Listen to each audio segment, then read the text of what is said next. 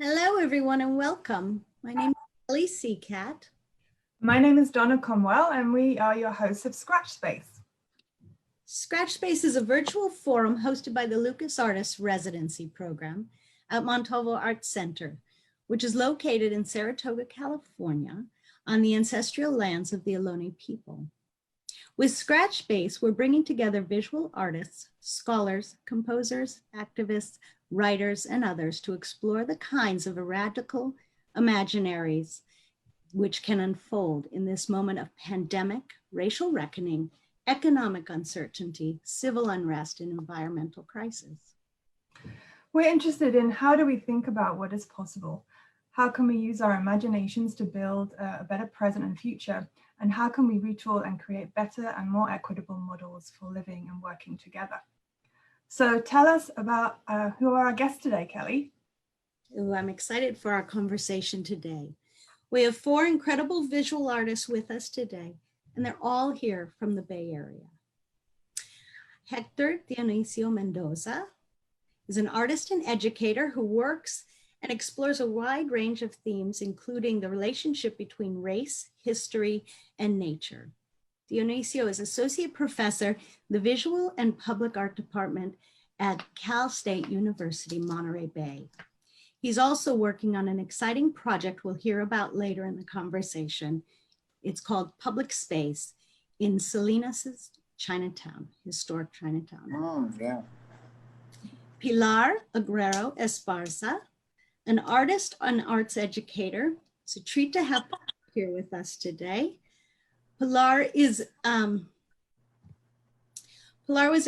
I lost my place, excuse me. Pilar was introduced to the potential and richness of material and the love of handmade while working with her parents' shoe shop as a child in Boyle Heights, Los Angeles. Pilar, go Dodgers.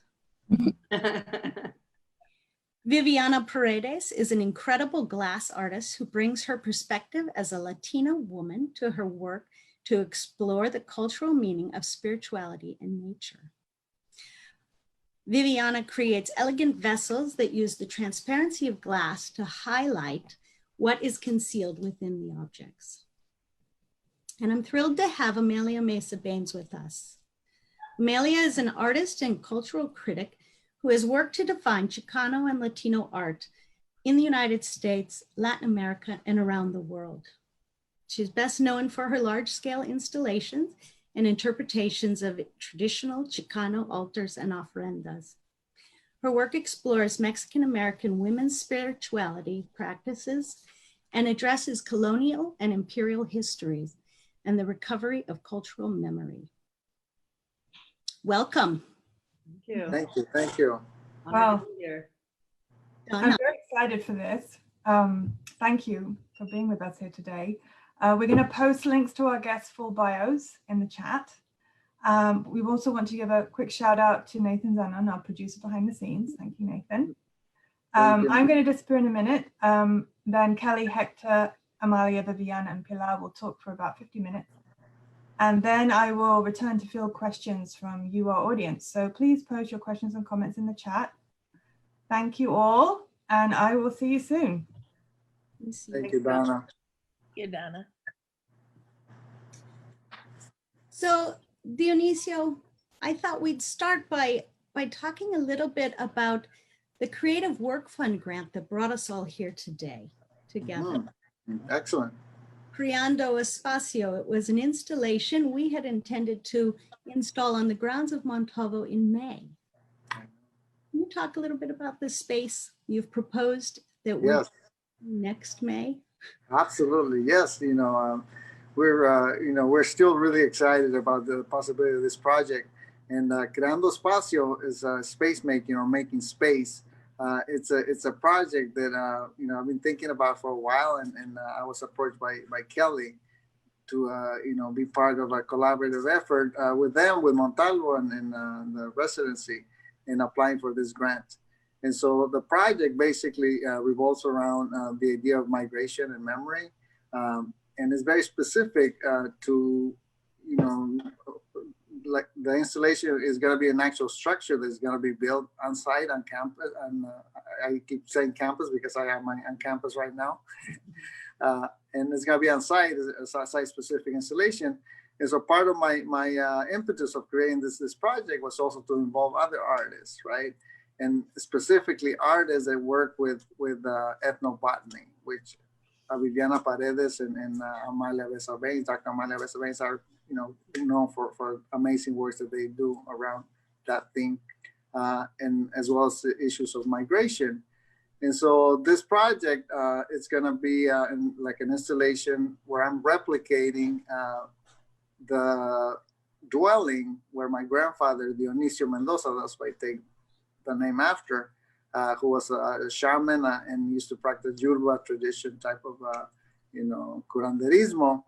And so he used to have this small little shack, really, made out of, 4 walls and a roof, and like a dirt floor. And so I want to recreate that space here in in Montalvo, in terms of bringing up issues on migration. And the reason why that was important for me was because, in countless times I experienced he allowed me to sit in his space, and just he would tell me, be really quiet and, don't freak out on whatever happened there, whatever I saw. And so a lot of people from the community, the local community that surrounded the little town where he was from, would create this sense of, of course, going to him, being a healer. But I specifically remember a lot of men mostly would go and visit him prior to taking the long journey to the north. And so, he would make amulets, like this very specific amulets for them to be protected, right? In that long journey to come across the border. And so we're trying to explore those ideas as well. And I'm working together with, the universities where I teach at CSUMB and the Vision Public Art Department. And we've been collaborating with the undocumented student organizations on campus, as well, like first generation students that are going to be part of activating this space in the form of them writing their own experiences and sharing those written texts, where we're going to be displayed inside this dwelling, this space. And the hope is for people to come, hopefully by next May, we can be out,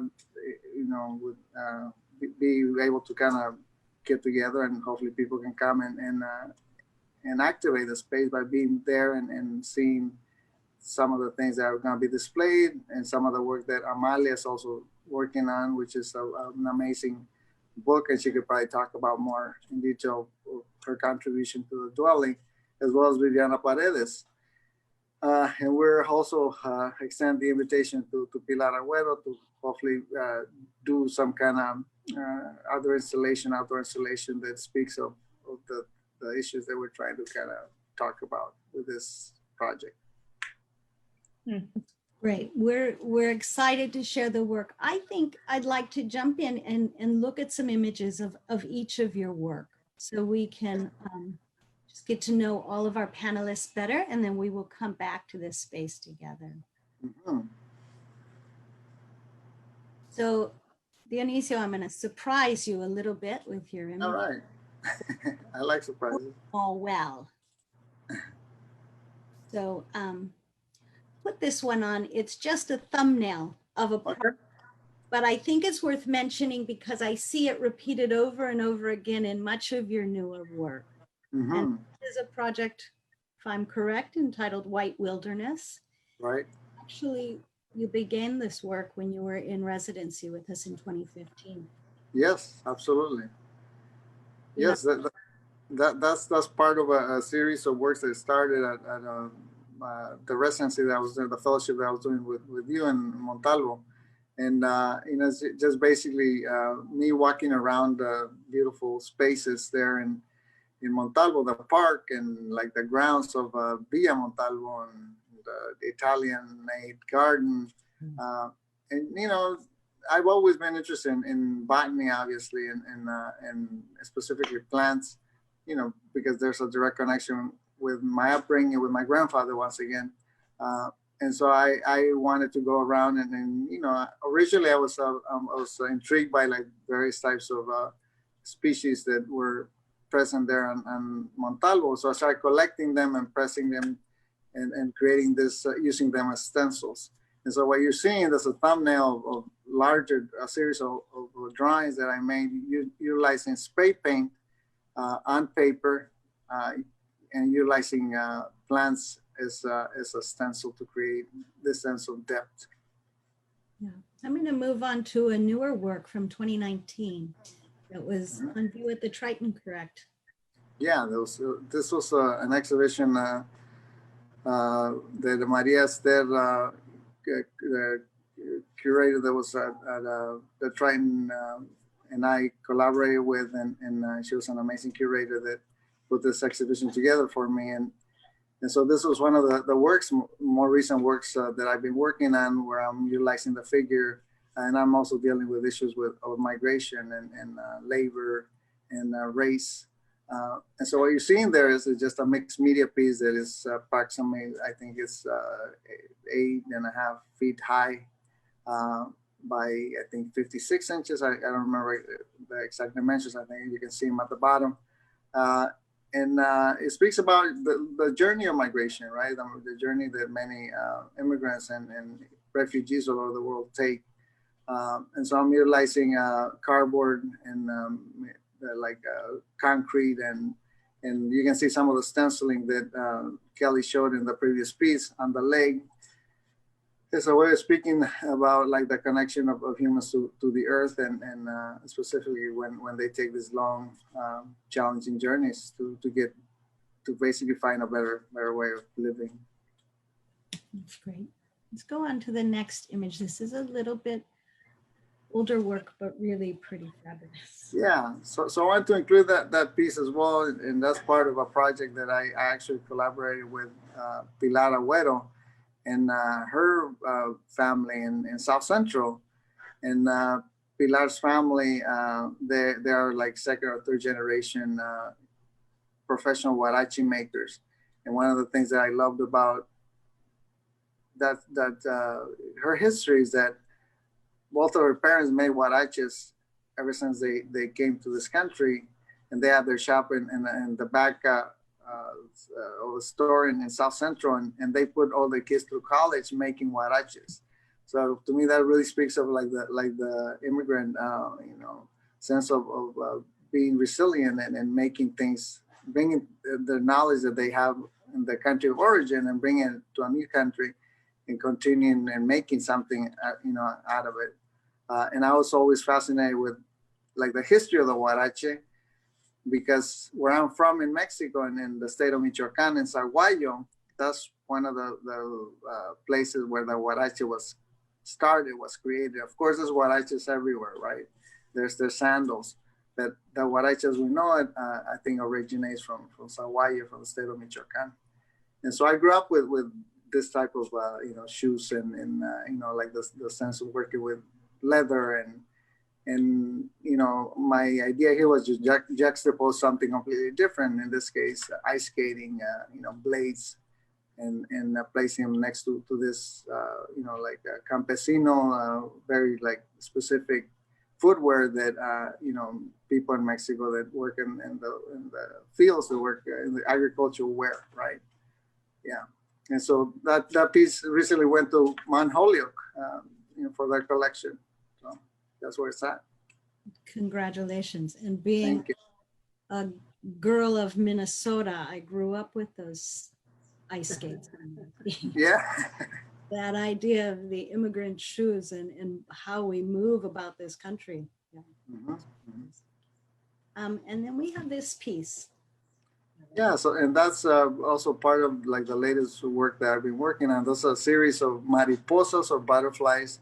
There's a series of 6 of them, and they're pretty big. They're like, I think 8 feet by 8 feet, around there, and they're made out of cast paper. And I've always been fascinated not only with like the actual mariposa, the butterfly, but it's amazing like how metaphorically it relates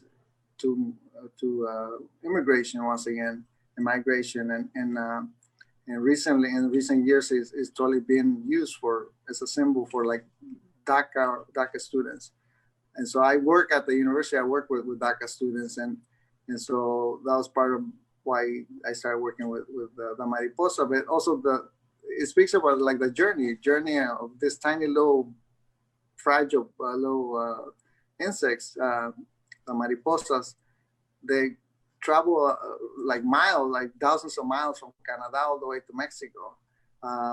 And they stop here in California. So it's interesting that once again, Michoacan and the place where I was born, that's where they go to get away from the winter, right? And so I also live in Monterey, so they make a stop on the way down. So there's that connection of me growing up with mariposas, specifically the monarch butterfly.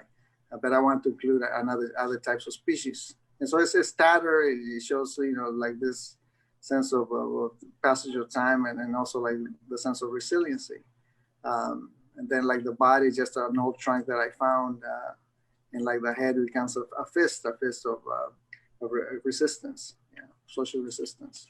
Yeah, it's an incredible work. Beautiful. Pilar. Hello, everyone. Is an artist. I just have to say that I've admired and known for my whole life in the Bay Area, and it's a treat to have you here today. Oh, well, thank you so much, Kelly and Donna and Theo, for the invitation to participate. It's great to be with such an amazing panel of your friends and people I admire very much. So thank you. So yeah, a little bit about my practice and some of my kind of ideas that I've been working with, especially after doing the collaboration with Theo 10 years ago. That was in 2010, which is pretty amazing how time flies. But that was very important to me in that I had been wanting, although I'm trained in painting and drawing when I went to university and studied art, I really worked with 2D and the traditional painting and drawing, right? But I'd always wanted to connect to the history and basically the legacy of my parents, right? With working and making shoes. Because through the years, I've also been very interested in mining specific materials, right? So the materiality of objects and what that they can signify has always intrigued me. And so working with Theo and doing that residency with my parents really was the beginning of being able to reclaim these materials for myself. And so this particular piece, Refurbished Lasts from my father's collection, kind of really speaks to that process. My father was a third generation shoemaker, trained, right? In Mexico. He was born in Michoacan, Mexico, and eventually immigrated to the US when he was 17. He was really, and came to California, worked in the fields of Bakersfield. But eventually he settled in East Los Angeles, and that's where he met my mom. And so when they settled, they started a shoe shop. They opened up a shoe space. And that was basically what really influenced me. Growing up around these materials of making shoes and their process was really something that I wanted to connect to, because I was a maker, but definitely wanting to then kind of how can I integrate their materials. So this particular piece of our lasts, which are the foot forms that you need to make shoes, right? So you need every size in order to be able to produce a line of in this case, my parents making huaraches.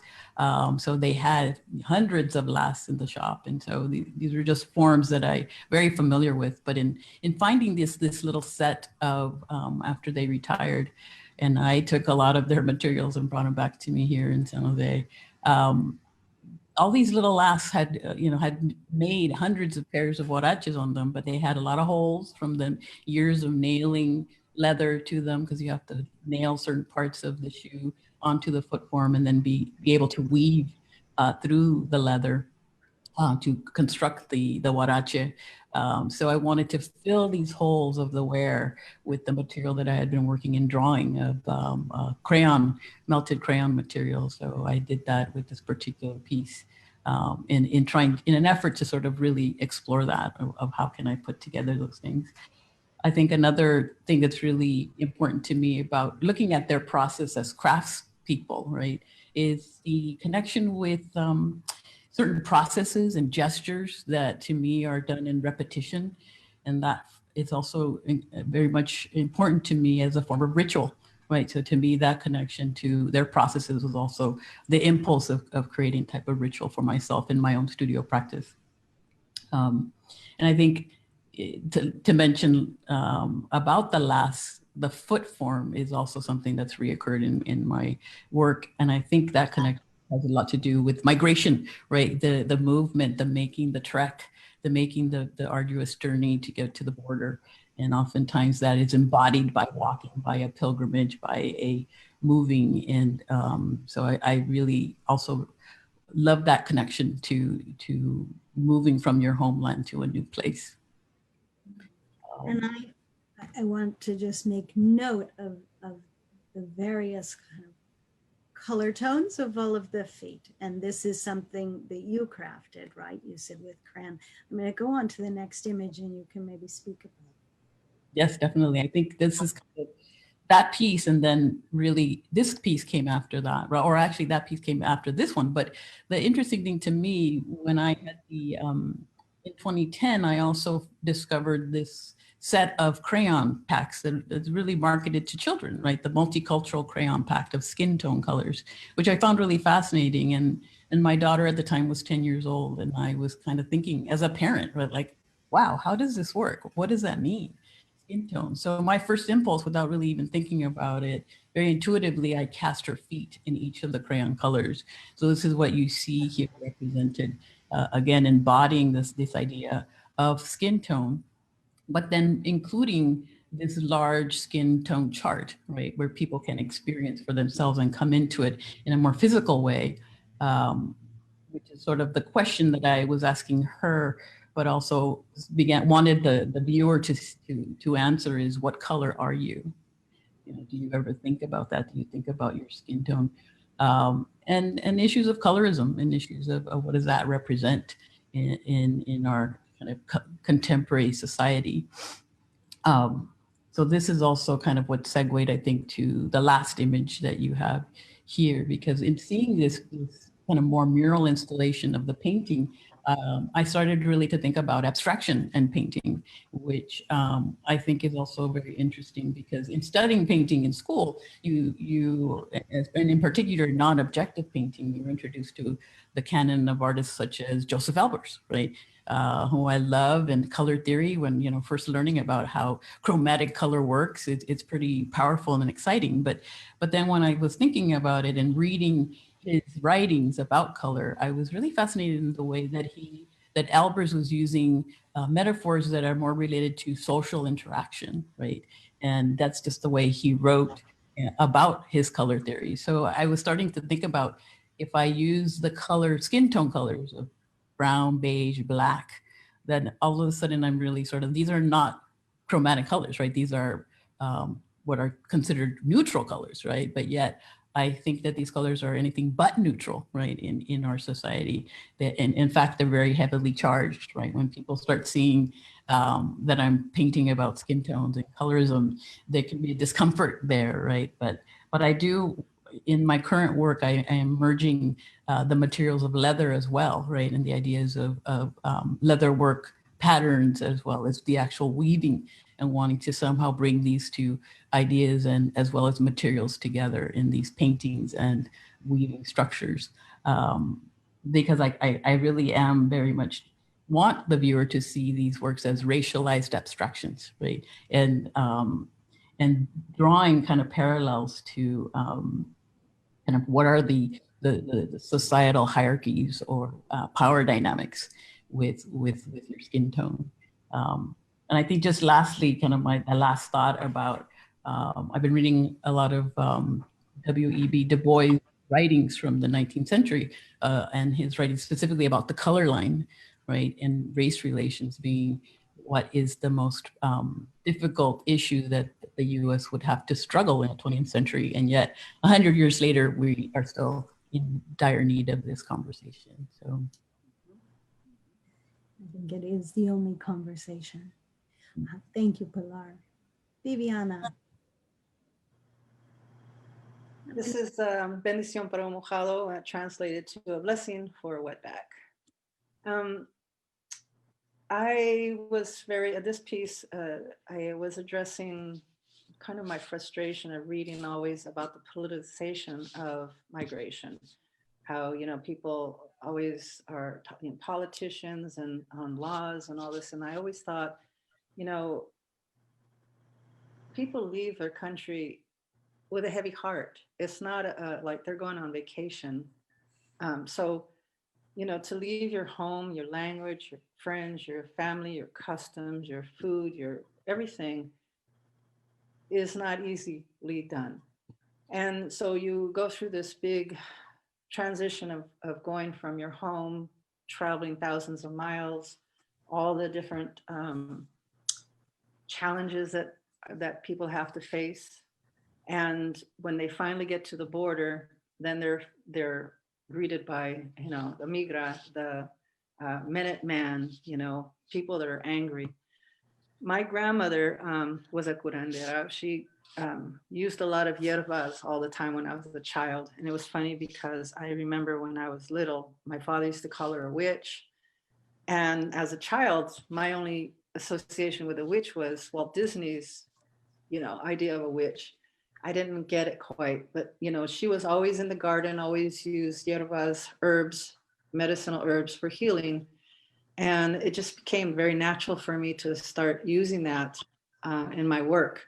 And so in this particular piece, all the vessels, which are in the shape of a 5-gallon water bottle, have herbs that address different things that I think immigrants face. For example, it's Flor de Tila, which deals with the heart and the sorrow of leaving your family. Arnica, which is used for physical pains, falling off the train, getting beat up, etc. Cempasúchil, which is used a lot for Dia de los Muertos, which is about susto and the fear of being caught and the whole thing that people go through leaving their homes. Jamaica, which is used to flush out toxins. We use it, you go to a taqueria and they'll always have over the Jamaica. But it's really good to flush out all the toxins, which I associated with going from eating a really good natural diet, which even if you're poor, you eat beans and rice and squash and corn. Those are all very healthy. And then all of a sudden you're on the road and you're eating very highly processed foods. And when you get to the United States, that's usually the only thing you can afford to eat is highly processed food. So the loss of diet. And then the last one is a little brujeria, or I don't like to say witchcraft, but it is used to ward off the evil eye. That you finally get to the border and the first thing you're faced is opposition, that you're here. They all turn, which I was inspired by the idea of the Tibetan prayer wheel. When people on the Tibetan mountains go on a journey, they always say a prayer to bless their journey. Well, I wanted to have a blessing for their journey, acknowledging their journey and that they were here. And the etching on there from the highway signs of, beware family crossings, right? Running across the freeway. You can turn it forward so that they can move forward, like going to the norte, but you can also turn them back so that they can return home. Even the wood for me was important. So like all of my work, I try to use the least amount of materials to say the most I can.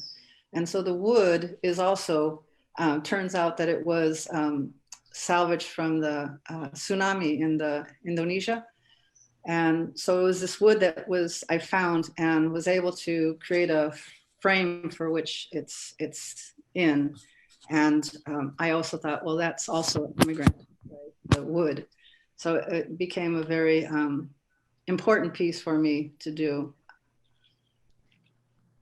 It's fantastic. I love that they move and the idea that they represent the plastic bottle, but made of glass. They're really beautiful. I'm going to go, Viviana, to the next image. And you touched on sort of food and sort of food from the homeland and as you immigrate. You'll talk about this. Well, again, you know, it's sometimes I get very frustrated with some of the things I read. And, you know, being in California, in the Northern California, we get a lot of, you know, trendy kind of things about food. And it was, and, you know, it started a while back, but the idea of slow food.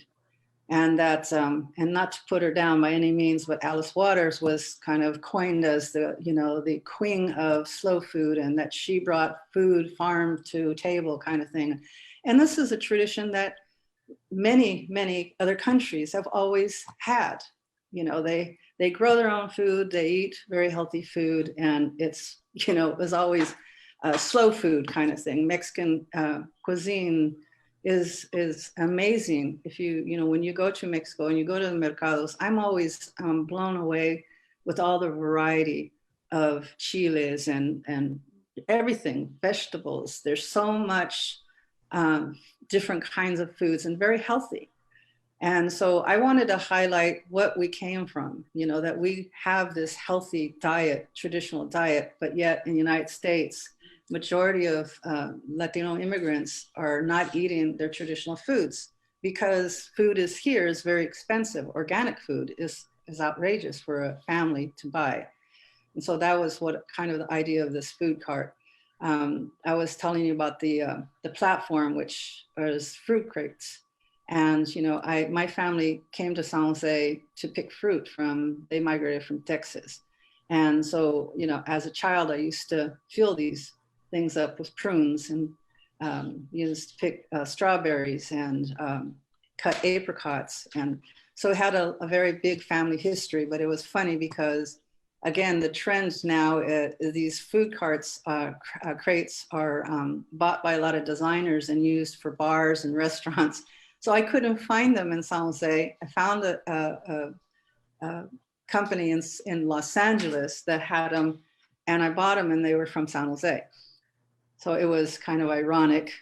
And this piece also is, I went to Oaxaca and actually got to record over 60, 80 hours of sounds from the mercados, because I wanted to have that incorporated in this piece. So this piece does have the sounds of the markets from Mexico, which are such a joy to go to. People, you know, screaming out what they have and they're selling. And it's such a community gathering that's very unique, and I love it. And the closest you get to that is the Pulga in San Jose, the flea market.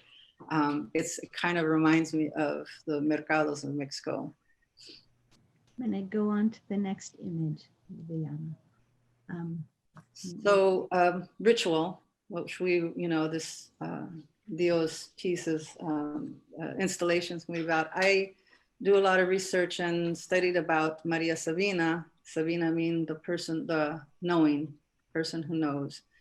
And she used to, she was considered the high priestess of mushrooms, which, you know, were used in her healing process. And I was reading this book of her, actually, you know, she never really spoke Spanish. She spoke her native language, was Mazatec. And, you know, I had some photographs that I found of her, and I was really fascinated with her hand gestures when she was doing rituals. And so I sort of copied that idea of her hands and the ritual of, you know, the idea of this piece. I mean, the name of this piece is Nowhere, Everywhere, and Invisible, which addresses sort of this other dimension, which, you know, she said that, you know, mushrooms were like this gateway of the mind, opening up the mind to a different perspective. And I came across this article. There's sort of a equivalent of a New England Journal of Medicine, but it was from London, and they did a lot of studies around mushrooms. And they had two different patient types. One was people who were really afraid of dying, and they were faced with cancer or whatever disease that was, they were facing death, but they were mortified at the aspects of dying. and the other one was people who suffered from severe depression. And they did these studies with them and gave them mushroom, and the people who were afraid of dying were no longer afraid. They were able to find peace and were totally okay with it. And the people who were depressed were no longer depressed during their high, but also months later. So it was really interesting because, you know, that was part of the ritual of using mushrooms, was to open the mind and to see another perspective of life and the earth. So I really found this fascinating, and I did this piece basically around that idea. Thank you, Viviana. I'm going to move on to you, Amalia, and we are going to start with, hang on a second. Nice. There she is. This piece. This piece is private landscapes and public territories, but I do want to acknowledge both Kelly and Donna for hosting us and supporting the project, and especially to Dio for asking me to participate. I look across and I see my comadres, they're all here, and we're working on this. We have very, very similar backgrounds, and so I think when you hear us talk, you'll find overlaps in the things that we experienced as children and the role of our families. But for me, private landscapes and public territories was part of a long process begun really in the late 80s, early 90s, in the run up to the quincentennial, in the investigation of the colonial imperative that took land from Mexico during the Mexican-American War of 1846-48. But even prior to that, I had started working with botanical prints. So when Dio talked about ethnobotany, I realized that that was one of the links that we did share, which is the role of plants in our lives culturally and in terms of our family. So the botanicals I first started working with that led me to these landscapes were botanicals that were developed in the New World. So the colonial imperative engaged map makers, engaged painters, and engaged botanists to in a way, claim what was already existing and give it new names. But the botanicals were really part of a legacy of Indian painting. So many of the works were actually done by native people under the auspices of the Spanish. So this idea that land and space has both a political source and a memory. So in this particular piece, in the little cabinet, which has transformed many times because I recycle my pieces, it's a little altar in the bottom, and I've done gardens in front. And it was a piece that originally was supposed to go, it did go to Copenhagen. I wasn't there to install it because I wasn't well. But in Copenhagen, they made me the wooden hedges that I wanted. So this piece has been done multiple times since its origin in 1997. So it was my response to the sesquicentennial. So it appears that I keep going back to the idea of land, not just around healing and family, but my irritation. And I think this is a very Chicano response. Viva called it frustration, you know, I call it being pissed off. We somehow can't live with the reality of how we are being portrayed, false histories, lost legacies. And so land and memory are intertwined. Inside of the cabinet, which we don't really look at closely, are the names of the places in Mexico my family immigrated from and the places in the United States they landed. I grew up in the Santa Clara Valley prior to Silicon. I cut apricots in the packing sheds. We all have been through this process. And at the same time, my own family had its traditions. My grandmother was not a curandera, but she knew of curanderismo, which is the inseparability of the mind and the body, the mediation between the earthly and the divine, the connection between the living and the dead, and the power of the ancestors, and the understanding that no healing can ever take place individually. Healing is a collective process that may engage the family, may even engage the community. So these pieces that I call private landscapes and public territories really come from a larger body of work called Geography of Memory. It's fantastic. There's so much to say. We're going to keep going. Tell us about her. So this is my mother nature. She's also from the piece that I did on Siwat Lampa, and that was the Aztec afterlife that women participated in by carrying the sun to its setting in the west. But somehow she migrated out of that piece into private landscapes and public territories. And I think of my works as having their own kind of animation. So I have some control over them, but I can't really explain exactly how it is that they end up merging. So she ended up in the garden in the idea of Mother Nature. She, in Siwat Lampa, she had been, which was a place of the large women because of my own size and personality and misbehaving. Siwat Lampa always made sense to me. Like, I love the Amazons too. So she embodies that, but she was also a mountain range. So I thought that she would make sense in the landscape. And she's looking into the hand mirror, and in the mirror, you see the image of the Black Virgin de Montserrat. So I merge imagery that might be considered Catholic, but I think of them as really the Tonantzins, or the earth mothers that permeated the Mesoamerican world. So they're not really Catholic to me. And this piece has been done from 97. The last time was, I think, 2017 or 18.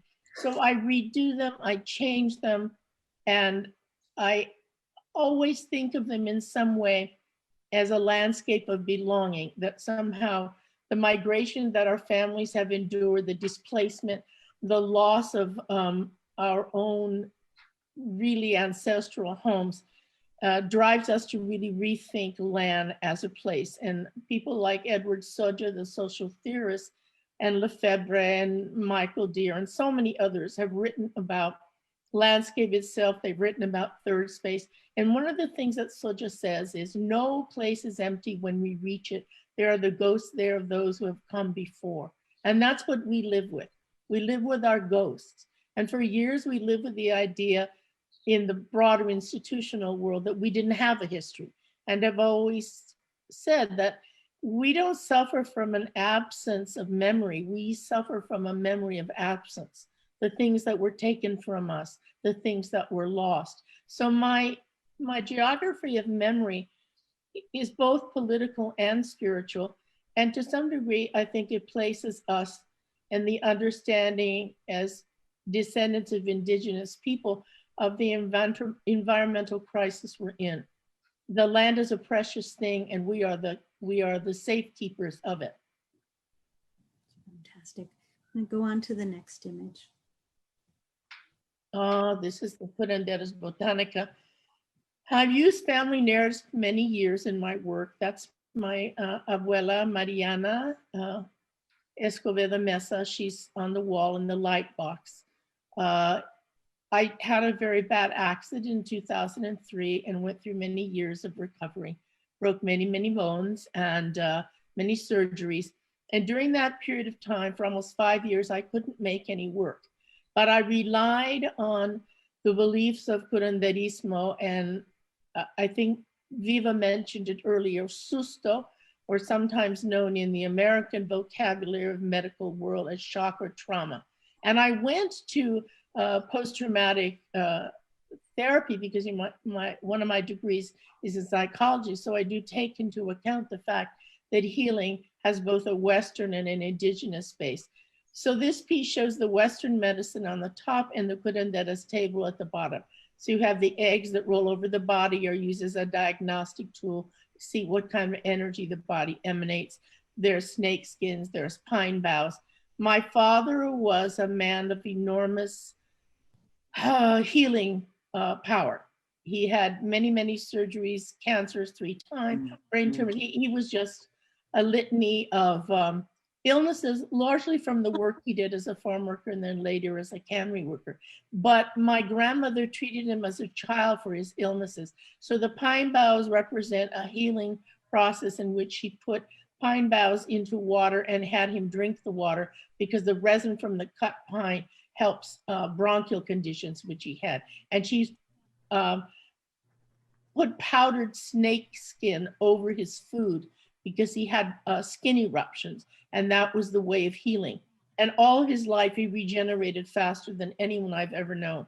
So I took into account in my own healing, the history of healing in my family, and the cabinet has shelves for everyone in my family, and really reveals to some degree my participation in their processes of healing. But I want to end by saying that I think that the work we're doing, and I'm looking forward to working with Dio on this, but all of us have done, is really looking at the injuries and the wounds of both patriarchy and colonialism. And one of the things that Soja says that's so important, he says, we know how space can be made to hide consequences from us, how relations of power and discipline are inscribed in an apparently innocent spatiality of social life, how human geographies become filled with politics and ideology. And we only have to think of those 545 young children who have been separated from their mothers to understand what he was talking about. And we are at that point now. We're at a juncture in which the work we do is prophetic, and we can't stop doing it because we know that the change that's coming will require everyone's efforts in order to heal what has happened to us in this country. Thank you for that. I'm going to stop sharing this screen. Problem is with an hour is it goes by very quickly. And we all talked together the other day, and there's so many things to talk about, you know, the grief of loss of people due to COVID, and this idea of these lost children, which you just, you know, I think you're all doing very, very important work. And I look forward to, you know, opening Montalvo and that space for Creando Espacio, which really was, you know, conceived of as a space for healing. We never dreamed we'd be at this kind of place to do that.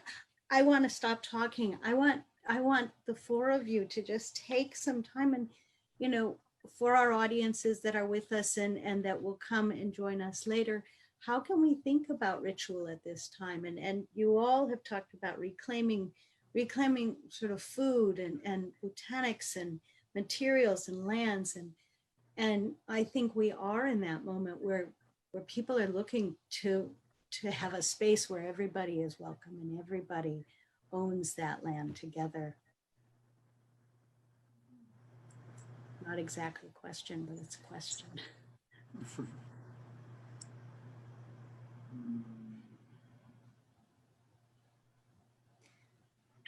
Dionicio. Yeah, anytime Amalia talks, I take notes. And so that's why I've been taking a whole bunch of notes. I'm kind of like looking over my notes. I have my notes. But one of the things that I think you know, is in really kind of rethinking how we continue doing our rituals, because I think all of us have very specific type of rituals that we do on a daily basis anyway. But I think being quarantined or being in this pandemic has really shifted the way we kind of interact with people, obviously, and the way we carry our rituals. But one of the things that I think has happened with the pandemic is it really has given humans in general a space to really reflect on certain things that we, perhaps some of us more than others, took for granted, like the human interaction, being able to hug somebody, being able to even shake somebody's hand, being able to communicate and gather and really exercise a sense of community, right? Especially if you are part of a community and the community becomes so important for you as an individual. I think, you know, being able to really reach out and connect and support and being aware of what is it that you can do for yourself to be self-aware, to be part of the larger conversation that this pandemic has brought forward, right? Which is a sense of inequality, to so many people of color, right? And so like people of color are not gonna uprise, they're not gonna protest if there's equilibrium. But as soon as, you know, years and history has shown us that throughout history, a lot of people have not been taken care of, right? From the first native people of this country all the way to now, right? The African Americans, you know, Latinos. And so I think being part of the conversation is really important. And I'm not one to go out and protest, right? But as an artist, I think, you know, there's so much I can do with my art, right? And I encourage like poets to kind of make poems that speak about our times and speak about the challenges that we're facing. Musicians are doing the same thing, right? Writers are doing the same thing.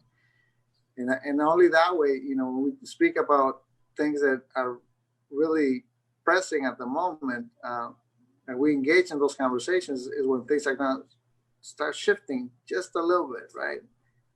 Yeah.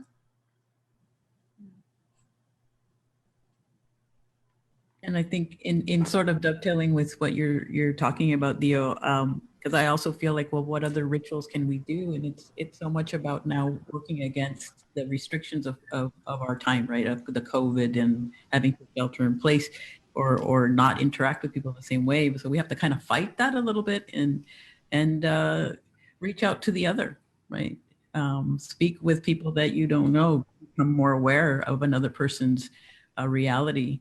I was just listening to an NPR interview of a dairy farmer in Wisconsin, right? And their realities, their concerns are so different from people who live like here in a city, right? And it's just so disheartening when I hear people just speak about their own experience, and that's the only thing that matters, without it being about the collective we of like, how are we going to make our country? Are we going to try to resolve it? So I think we do have to not only take space, but we also have to lean in and possibly get to know someone else, extend the hand to another that maybe you wouldn't have necessarily wanted to learn about before. Mm-hmm. As a child, one of the things that I treasured the most about the teachings of my family, we used to go camping all the time, and camping, we used to travel different places. Doing that allowed me to see how other people lived, other communities, you know, ate and their homes, and it gave me a different perspective and opened up for me. And I think that's something, and I hate to be generalized, but I think Americans lack so much is they don't travel outside of their own environments. They don't go out, you know, so many people don't even leave their cities, their states, let alone the world. We are a global world. You know, you can go from here to there in a matter of hours, and yet Americans seem to be so unaware of other cultures, let alone within our own country. So I think that's really, you know, if I could make people do something, I'd make them travel and see how other people live, because it is important to open up and see how other people are, what they eat, what they do. And one of the things I've been noticing too with this pandemic is so many people I know have gone back into the kitchen and making tortillas from scratch, which, you know, our parents used to do. My mom always made tortillas every day. We had a stack of tortillas, but you know, so many people now have the time, and they're going back to things that were meaningful from them as a child. Those are the things that nurture you, food and that memory. I've been thinking a lot about it because you know, as someone who's in a high risk group, I have really rarely left my house except, you know, to go for medical appointments. Richard does all of the grocery shopping, going out in the world. But one of the things that I feel has been so pervasive, even when we don't go out, is that sense of loss of the death of so many people, and that we have not, well, clearly we've never had any national leadership in recognizing the power of that kind of loss and grief. But on top of that, we haven't been able to collectively work together to build some form of memorializing. And I really have great concern that as we edge out of the pandemic, we're going to look back and we're going to see maybe, I don't know if it'll be 500,000, but it'll be high. It'll be more than we are now. And how are we going to live with that? What are the rituals that we can undertake, even in this time of COVID, individually, to acknowledge that kind of enormous loss? And what are we responsible for as a nation to acknowledge that loss when these things are settled out? I think it was Walter Benjamin, that said something like, the dead knew that we were coming, and we have a debt that has to be settled with them. It's a debt that cannot be paid cheaply. We will owe them something, some acknowledgement. I don't know how we'll do it. I don't know what the forms will be, but I cannot help but believe that this grief that is, I feel like it's this giant blanket that lays over the nation. And every day those numbers go up. And then you take the one of every one of the 227,000 and you multiply it by 10. That's the amount of people that normally would probably be in their family, bigger if you talk about their friends and community. That's how many people are struck by grief. And they don't even have the traditional means for dealing with it. They can't have funerals. They can't gather for memorials. They can't even go to the grave sites. So I think this Day of the Dead, I've seen it, and ironically, in some way, the virtual world has let us be together in more ways than we've been able to in the past, because distance and geography kept us apart, but in the virtual, we're all there. And some of the frendas that I've seen being done in Los Angeles and Chicago and other places, they're extraordinary, and people are recognizing it. But I know that this debt will come due, and we will have to be ready for it in some way. And I don't know when, and I don't know how, but I think all of us will be touched by it in some way. And I don't mean that to be negative, because I think that the power of love, you know, we're all involved in self-care now. We're home, like having spa days and trying to bake bread and get a garden that works. But the truth of it is, self-care is nothing without the care for others. And that's that place we're going to have to go to. We're going to have to go, what Pilar was talking about. We have to go to the place where we care about others that we don't even know, that we try to love people that are different from ourselves, or we will never finish healing what has happened to us in this period of time. And I don't just mean now, I mean the whole 4 years. And we learned something about this. We learned things we didn't know about our nation, about white supremacy, about hate, things we didn't really believe. And so for many of us who have been doing this work for a long time, we're cycling back through some of the same stuff we cycled through 10 years ago, 20 years ago, 40 years ago. It's kind of shocking. So, I mean, I just guess we'll do it together. That's the only thing I can think of. Amalia, you had said, and we all were taking notes. Stop.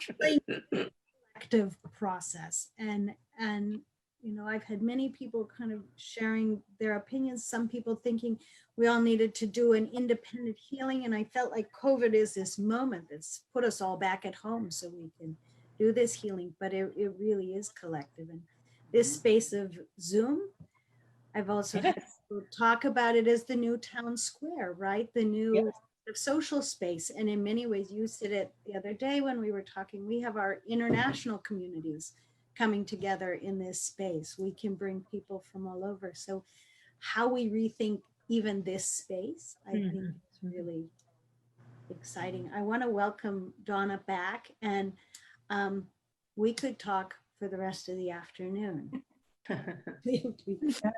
Yeah, I want to thank you all for such a fascinating conversation, for sharing your amazing and incredibly thought-provoking and work with us today. And it was very interesting to hear about the role ritual plays in your work process and thinking, and families and cultural ancestry. And I think, you know, at this time when we're all sort of struggling to situate our lives in a larger, more meaningful framework and to kind of make sense of what is happening. So I really appreciated your discussion about the role that ritual can play, and, you know, and talking about, Amelia, you said, you know, no healing can take place individually, only collectively, and thinking about this is something that we do together, and the challenges that we have to do that together because of this particular moment. And it feels like you've kind of embodied that today with this conversation. You've kind of given us that experience to kind of come together and sustain ourselves a little bit. I've been thinking there are some questions that have come in from the audience, but I have a question for you about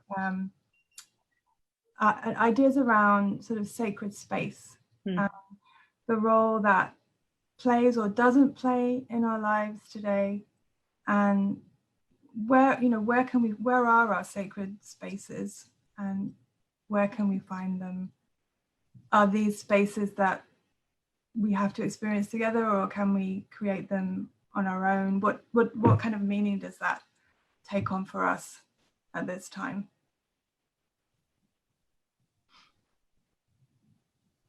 Well, for me, sacred space has always been in nature. To me, that's where it's my church. It's where I find peace when I'm stressed out listening to the news. I have to be surrounded by trees. I have to be my feet on the ground. And at night, I have to say goodnight to the stars. I know maybe it sounds hokey, but it's what keeps me sane, and it's my church. Doing this installation at Villa Montalvo is a beautiful place because it is a beautiful natural environment, and I think it's a perfect place. Yeah, I think for me, it's interesting how like the idea of ritual, and in this case, Donna, you brought up the concept of creating a sacred space.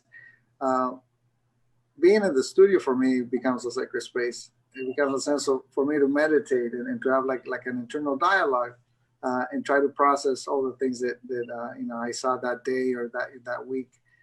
But I was just thinking about, you know, the ofrenda that I made there at Montalvo, and the ofrendas that I make on a yearly basis. Not as I don't do it as a way of making it my art practice, but it becomes more of a ritual and a sacred space for me to do that ritual. And the ofrenda that I made at Montalvo was really interesting in that when I was setting it up, every time I set up an ofrenda, and it's a communal, it's a community ofrenda, I start, there's all the people that submit pictures, or they bring pictures of their loved ones that have passed. And so for me, that's very special, because then every time I hang or place an image of somebody's loved one, I start thinking about what their lives were like, right? I've never met these people, right? But just having that sense of connection with them, even if I didn't know them, just by an image, that for me, that becomes a sacred space. And so I was thinking about it like 2 days ago when I was putting up this ofrenda at Montalvo, of all the various people that send their pictures, and I was trying to create a narrative of my own about who they were. And I would do like a prayer for everybody after each photograph was up. But what I liked about that specific sacred space for me was that this was a space that held various people from various ethnicities, various age groups. This altar was dedicated to lives, Black Lives Matter, specifically people have been killed by police brutality. And so having those photographs of African Americans with white people, with Latinos, with all within the space, just made me consider, how, death doesn't really discriminate, right? When it's time for all of us to go, it's time we are all going to go regardless of our social economic, status. And so for me, that moments like that make me reflect and really think about what's happening in other people. That's I think that feels part of my ritual and sacred space, so that I can go back to my student and work on my own art. And I think I've spent probably most of my art working life in that place of the sacred. And the backdrop behind me is actually my real home altar, which is about 2 feet away from me. But Richard made me a backdrop because I said, I don't want to sit over there because somehow I don't want the camera on it, but it's okay if you take a picture and I use the backdrop. And I use it as a sort of a placekeeping. All the family is there, and in the drawers underneath the cabinet and on the shelves are all the things that when people die, the little holy cards, special letters, you keep everything that it has to be protected in that space. So that's my home altar. And over the years, of course, I did other altars, but I have moved away from that because I found it harder and harder to do that work in the settings of museums with all of their restrictions about candles and flowers and pan dulce and wanting to build barriers. And so I stopped using the museum as a space except when my family died. So when I had to do the ofrenda for my mother, I did it at the Oakland Museum. With my father, Lorenzo, I did it at the San Jose Museum. When my brother Larry died, I did it at Steinbeck Center. And the last loss, the great loss of my sister Judy, I did that at the Oakland Museum again. So a thing for us as Chicanos, unlike Mexico, we don't get a chance to visit graveyards, and the galerías and the centros became the sacred spaces on Days of the Dead where we would put up our ofrendas. But I think in general that Viva has it right. In the end, the most sacred place is nature. In Japan, they do something called forest bathing. And what they do is they're not all naked running around. They just go and sit in their clothes under big trees, and they meditate and let the forest wash over them.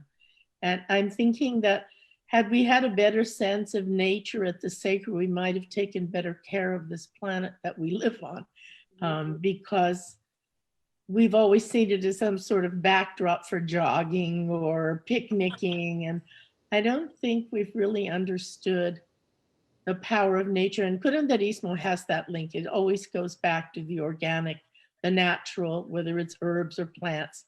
And so I think we find our own sacred spaces. It depends on how people are brought up and how they feel the practice of spirituality for them. I don't think of it as religion because I think that's been colonized and made so patriarchal. It's really hard to actually be engaged in a religious practice, no matter what the religion is. So I think spirituality and the sacred are more comfortable spaces, at least for me. Donna, I think that might be all we have time for today, but I see you have one question you want to ask. Well, I have a question from Bettina. This is for Viviana. Bettina would like to know, do the scents of your benediction piece play a role? Scent often connects to memory. It's nice that she asked that. Actually, one of the first pieces I did while I was it was my senior project. I had my grandmother's molcajete that she gave me when I was little, and it was a small one, and I bronzed it and did a series of them. I was 27, which was the age of my grandmother when she came to the United States, and I ground chile powder onto the floor, so it became the color field, and I placed these molcajetes on top. And for me, smell has always brought up memories. Like songs will make you think about when you were a teenager driving down a certain road. Smells always do that. And I was really taken by the power of that when other people engaged in that piece. And people would tell me about, oh my God, I remember my grandmother making this, da, da, da, and they talk always about that. So yes, unfortunately, the bendición piece, you cannot smell them, but smell definitely is a big part of memory. It always will, you know, especially food, right? Herbs, it will take you back to something that you knew of growing up. Thank you. Amalia, Dio, and Viva, we have a lot to register in conversations for the spring and over the summer. And hopefully we can be together because this conversation needs to continue. Great. Appreciate you all being here today. I'm going to have Donna speak a little bit about next week's, but I'm also going to share my screen one last time because Dionicio was at Montalvo on Tuesday and built us an amazing altar. And that altar, he sent a message and said each image he looked at, he said a prayer. Hang on. For each photograph brought in, sent in, and all day yesterday we were on site and people were adding amulets and flowers and additional images. And I appreciate you placing this at Montalvo at this time, because I think the grief we're all feeling and the grief we can't even realize at this moment is immense. So thank you. Thank you. Donna. Yes, thank you. Thank you all so much. So yes, I'd like to tell you what we have coming up next week on Scratch Space. We're going to be presenting a live streamed audiovisual performance by the Dilate Ensemble. At the onset of COVID-19, visual artist and Lucas Artist Fellow Carol Kim began developing a new intimate venue for her work under her kitchen table. And this space over time became a site for micro video installations that were then animated by various musicians and performers she was collaborating with, who created improvised soundscapes. So we're going to be having a live stream performance of this incredible visual audio soundscape. And then we'll have a discussion about the importance of creating shared, imaginative and collaborative spaces at this time, the role of memory and dreams, and what we'll remember about living through 2020. So a little continuation of some of the themes of today. So we hope you can join us for that. And again, thanks so much to all of our panelists today for such a fascinating and important conversation. Thank you. Thank you, Donna. Thank you. Very much. We will continue the conversation. Thank you, Donna. Thank you, Kelly. Thank you, Amalia, Pilar, Viva, of course. Thank you for being part of this project. Absolutely. And I look forward to working with all of you for the next. Always an honor to work with you, Theo. Oh yeah, we're all gonna have some fun. Yes. I said to Amalia before you joined us today, Dio, this idea of gardens and thinking about the garden, and maybe we kind of think about a garden space. Yes. Yeah, absolutely. All right. Thank you. Thank you so Thank much. you. Have a great Bye. rest. Ciao.